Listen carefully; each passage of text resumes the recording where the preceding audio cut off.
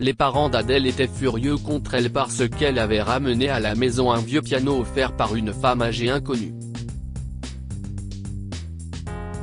Son père a décidé de le vendre, mais un jour, elle a trouvé une mystérieuse boîte en bois coincée dans le piano et s'est figée après l'avoir ouverte. Adèle, 12 ans, était l'aînée des 5 enfants de parents pauvres. Son père, John Woods, travaillait comme charpentier après avoir changé plusieurs fois d'emploi, tandis que sa mère, Lily, s'occupait du ménage.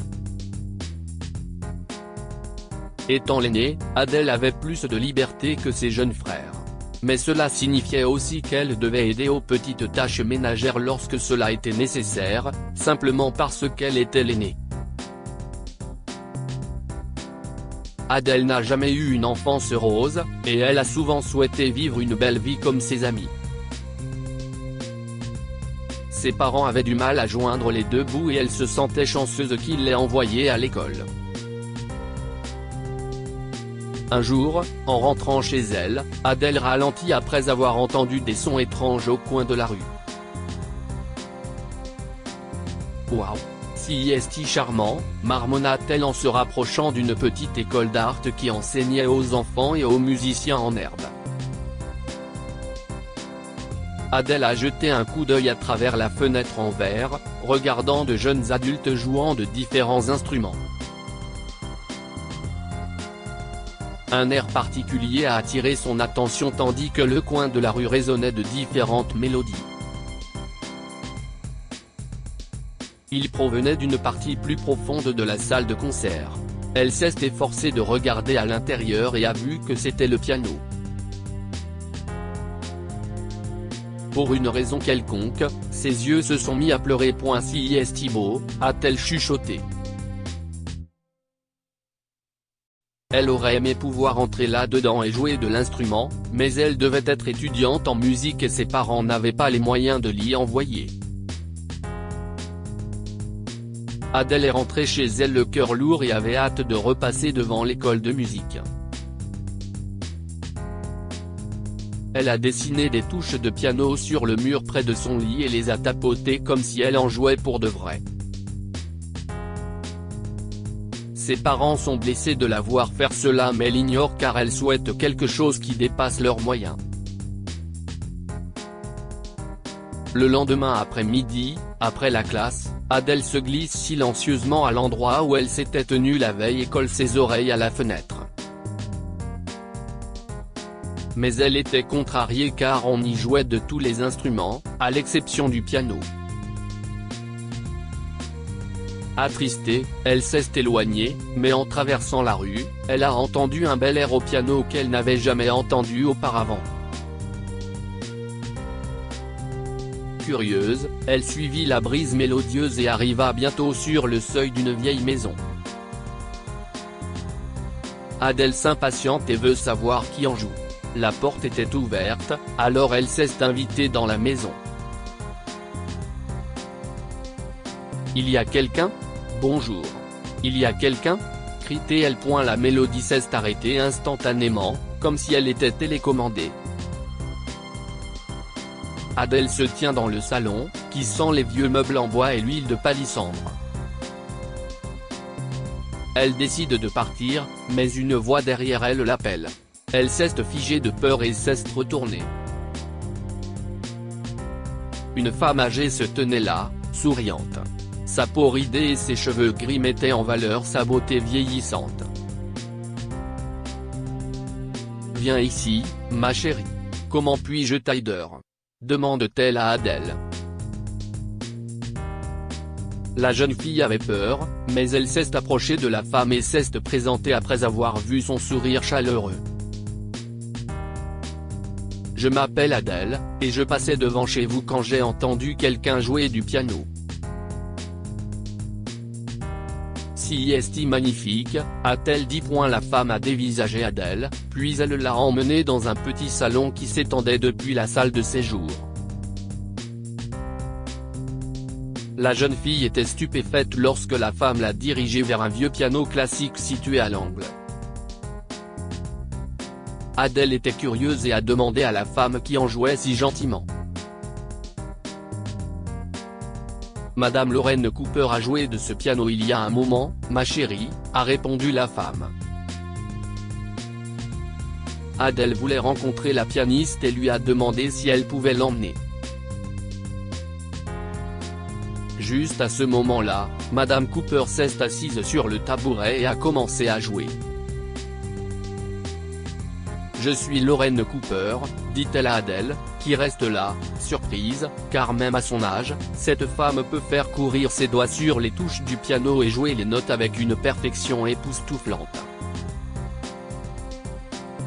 Très vite, la fillette s'est plongée dans les différentes mélodies classiques que Madame Cooper a jouées cet après-midi-là.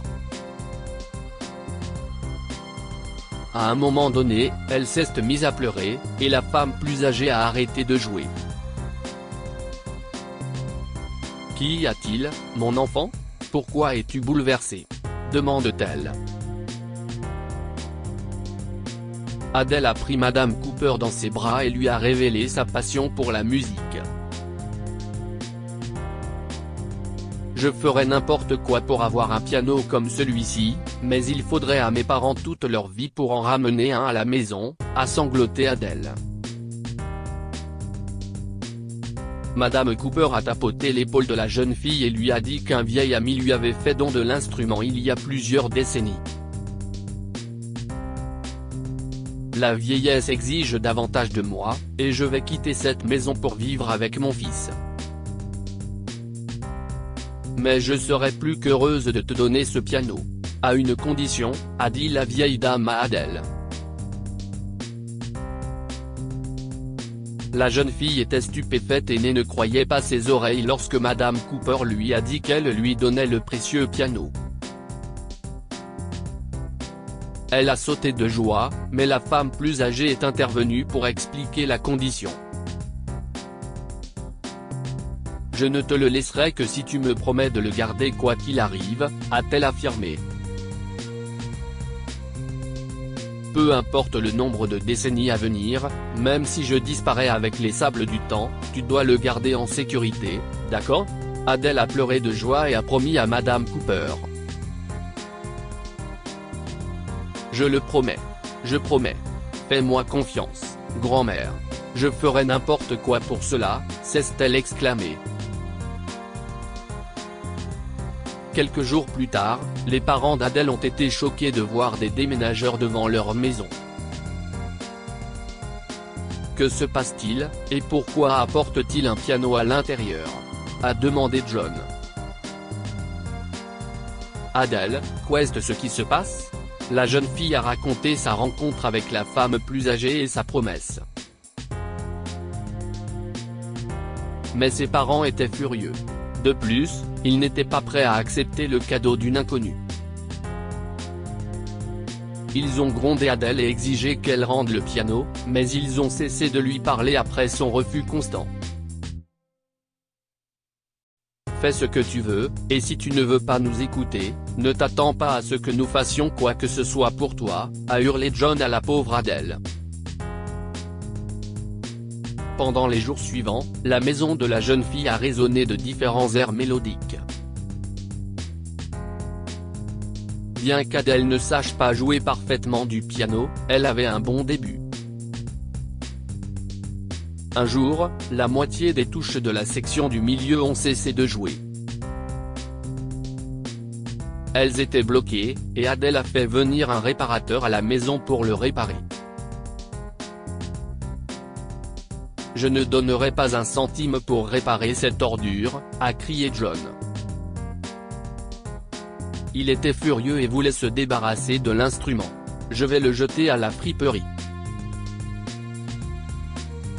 Adele était effondrée, mais elle espérait que l'instrument serait réparé.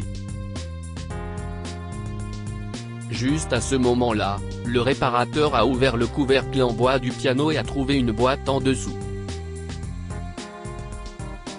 Adele était stupéfaite et a réalisé qu'un petit coffret en bois avait bloqué les touches. L'instrument a été réparé, mais quelque chose dans la boîte a déconcerté Adele. Elle a essayé de l'ouvrir, mais elle était verrouillée. Elle a alors ouvert à nouveau le couvercle du piano et a regardé au fond pour voir s'il y avait quelque chose comme une clé pour la boîte. Elle a trouvé un petit objet pointu coincé entre les touches du piano et l'a retiré avec précaution. Bonté divine. J'ai trouvé la clé, s'exclame Adele.